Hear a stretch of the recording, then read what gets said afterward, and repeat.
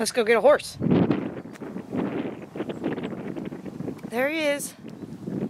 Way down there. Come on, pony, pony, pony, pony, pony. There ain't no rush in your feet. I'm going on a lazy ride today, huh, Soda? Maybe this is good. Maybe we're gonna have a good ride.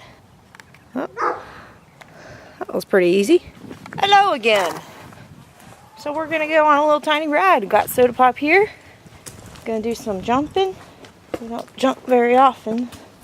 So we set up the jumps prior to getting everything ready today. Oh, there they are way down yonder. I already got my tack ready and my helmet. And I got my horse. Huh, bud? Isn't he just so cute? Oh, you gave yourself another beautiful scratch right there, Soda. Good job. I have everything but my helmet on, y'all. I always forget my helmet. I'm gonna put the helmet on now. Safety first. You know? I thought I would take this moment as I get myself situated here and my horse all ready. I'm gonna go through a little bit about what I use for tack. I really don't care so much about brands and all that. I just use things that work for whatever I'm trying to do, or maybe correct, or maybe what works for my body and works for my horse's body. That's probably the most important thing. And wow, I did not notice that before, but my clip job sucks, y'all. I might have to go back and fix that.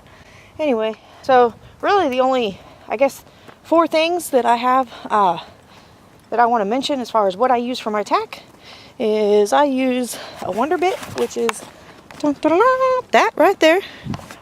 It gives me a little bit of head pull, a little bit of extra hand when I need it, but it's pretty mild in comparison to a lot of other bits out there. Well, it does have a double jointed. It's double jointed. It's got a little bean in the middle, but this ring right here, that's what helps give that head pull, because as you pull, see that it pulls down on the bridle, therefore pulls on the pole. If you're not familiar with that, you can also connect it here. That way it's even milder. So there's 2 options there. I really like that bit because there's several options that you can use it with, and you can even take that entire jointed section out and just use the ring more like a snaffle. The other thing that I use, I'm really kind of big on these, I guess they're called Royal Rider. There's the sun, you can probably see it there. Royal Rider stirrups. They have like these cheese grater pads, and that helps obviously with traction, but they're wider too, so it helps with my ankles. I'm probably a little bit older than you guys, and my body seems to be falling apart, especially after having a baby, so I've never had so many troubles as I do now riding. And these are pretty cool. They've also got the offset sides, so they kind of really help with the bend and flex in your ankle without you having to displace your ankle so much.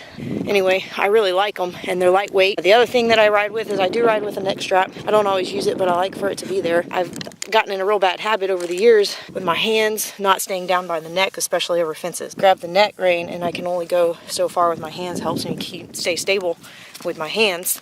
Did really enjoy this purchase when I got it. Black Country saddle, and it's custom fit for him. It was recommended to me by my trainer. I do really appreciate and like it. It's got the back knee roll, thigh roll, knee roll, nice big knee roll for us eventers. It really helps hold my leg in place, especially going over fences. It's a really great saddle. I really, really like it. Anyway, and the Micklem bridle too. I do ride with a Micklem. That's because my horse is a little bit mouthy. I rode with it for a little while, and by the way, if you decide to be one of those people that you're not really sure and you're trying to play around with tack, word to the wise here, you really have to give yourself a good solid, honestly, 3 months is kind of my rule with anything that you introduce new to a horse. You have to give it some time. 1 ride, 2 ride, 3 rides, even a week or 2 may not really give you the best answer as far as if your horse is responding to it well. It may be great the first ride, maybe not the second or third. Anyway, that's just kind of wanted to say today. Give you guys a little more information about me and what I do. But we're going to go ahead and get started here. I'm going to jump on. My battery doesn't last very long, so I'm going to try to get a quick ride in, and you guys are, I guess, going to hang out in a tree. Let's find a tree or something, It's getting chilly, buddy. We got to get moving. All right. So I'm really going to try today. I don't want to be on long. I'm cold already. Very, very cold. I just don't want to mess around. I want to get a ride done. So, Here we go.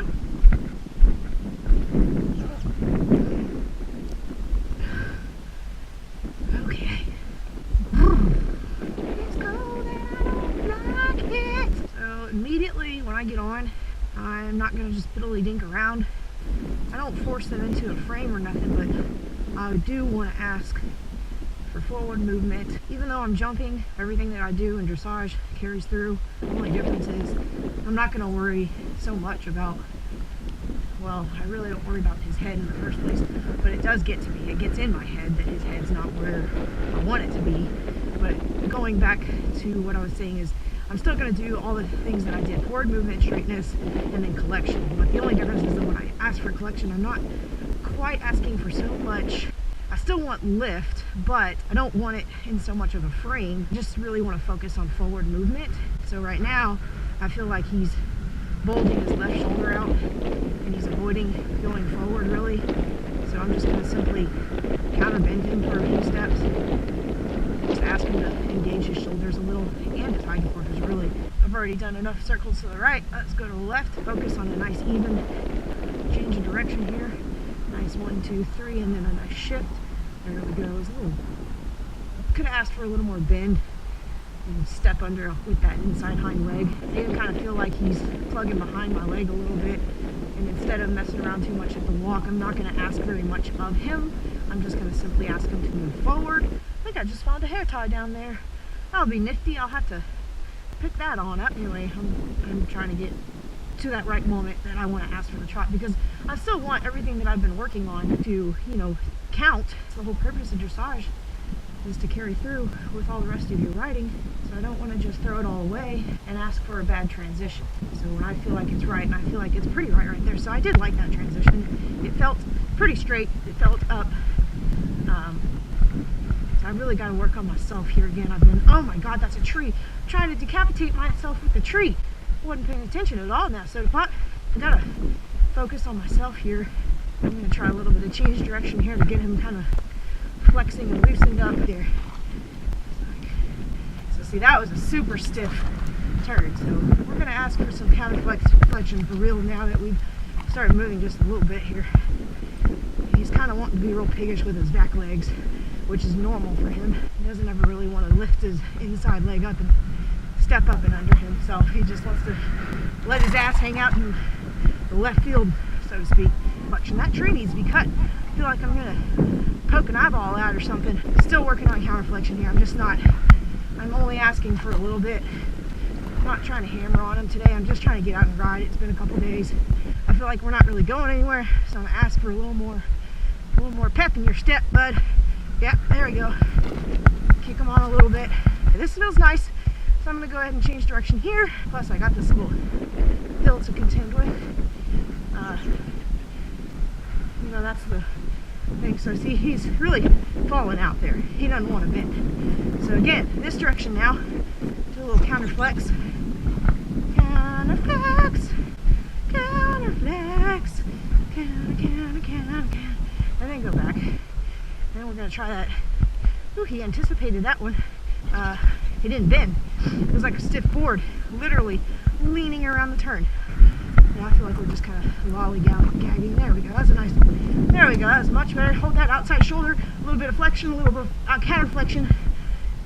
So I know you can't see it. You're not supposed to be able to see it, but I'm just using it in my fingers. Just my little itsy bitsy tipsy fingers. I still feel like we're not moving forward very much, but he's not. He's still trying to warm up.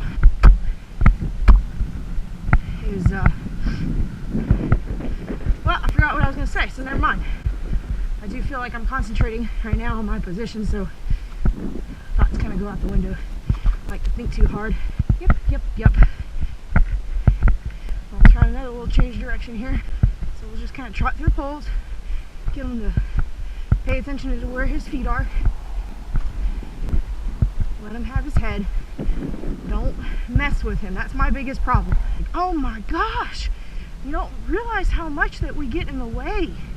You really just gotta leave these guys alone. I mean, especially when you're going over jumps, they should know what they're doing. And if they don't, then you shouldn't be doing what you're doing. They need to go back to the basics.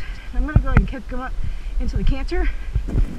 Work on the bounce and flexion in my ankles so that he can feel free in his back, and he's really not forward at all. So send him on a little bit. There we go. I don't want him to feel like he's stuck. I want to feel like he can move. Especially, I mean, so even in the canter, I'm working on some flexion, you know, here and there to keep his shoulders in line and his butt stepping in and under him.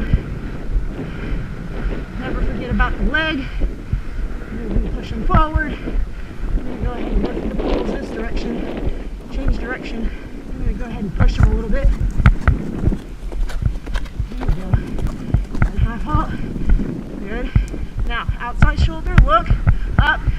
That was a much better turn. And then leave him alone.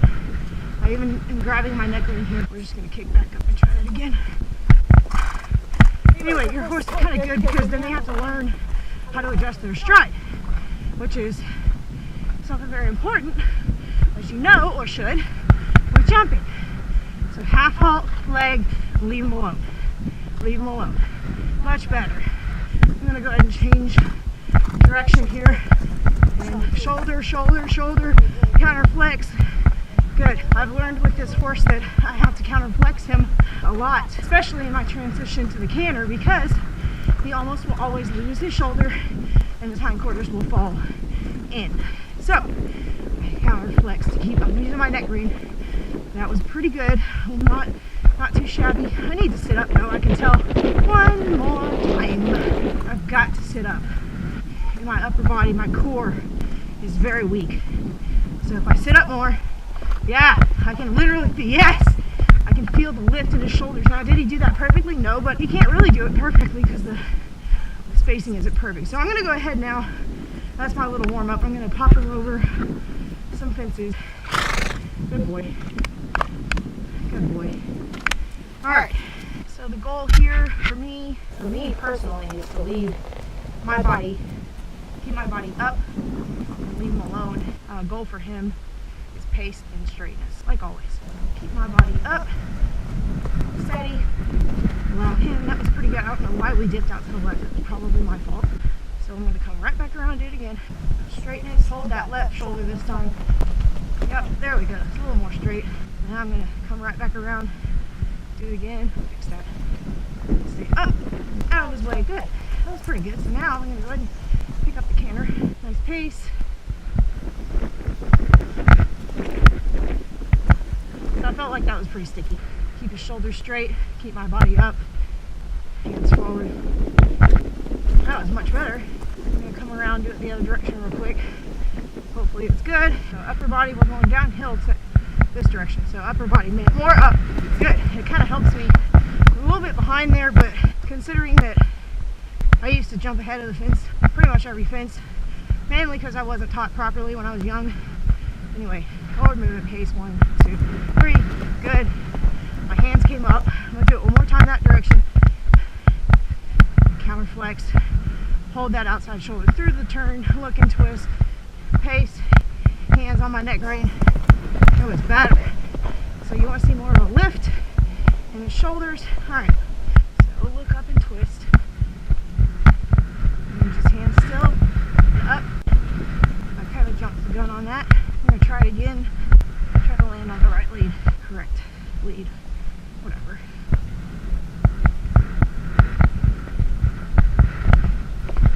There we go.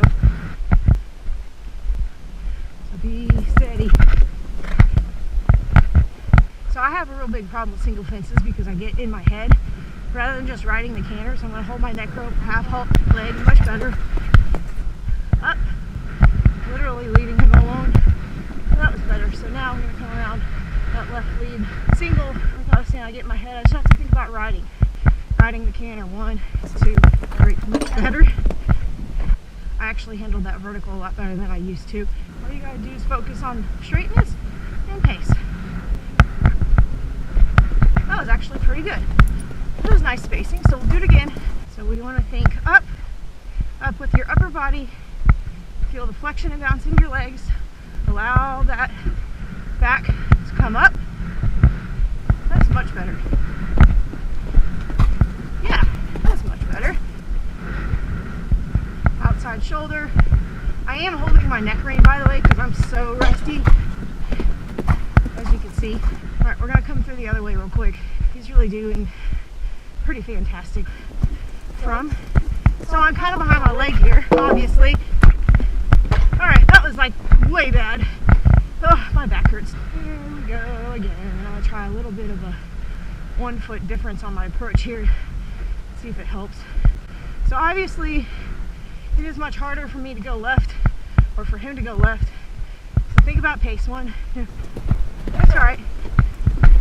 A little extra push on that middle one. I'll try one more time. If I could just keep my pace. So part of my problem is I slow down. There.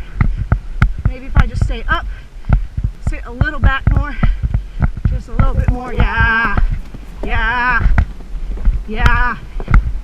I still am not getting my lead. It's really frustrating for me. So stay a little more further back. Pace. It's all right. Chipping in. There we go. I did get my left lead. All right. And then hold. Leg. There, and I got it. That is a good stopping. Good boy. That deserves a lot of pats. Good boy. That was very, very difficult for me. So I was just trying to get that left lead canter and then get a correct approach, and then obviously a nice, steady, balanced ride there, which I feel like I got. You did very good, buddy. Good job, Soda Pop. Good job. All right, so my battery's gonna die. What's new? I soak up every last bit, every single ride. That was a good ride, though. I hope you guys enjoy it. Maybe you learned some stuff, maybe not. Doesn't really matter, but I figured I'd go ahead and start filming my rides, you know? It's getting a bit nipple out. I'm not sure how much more I'm gonna video. I wanna get this done. My back's hurting. I don't really ride a whole lot anymore, at least. I mean, I do lately, and I took a whole entire year off, so I'm trying to get back into it. And you know what? It is not easy. You are a really good boy, though, buddy. I'm super duper proud of you. Until next time, have fun, be safe.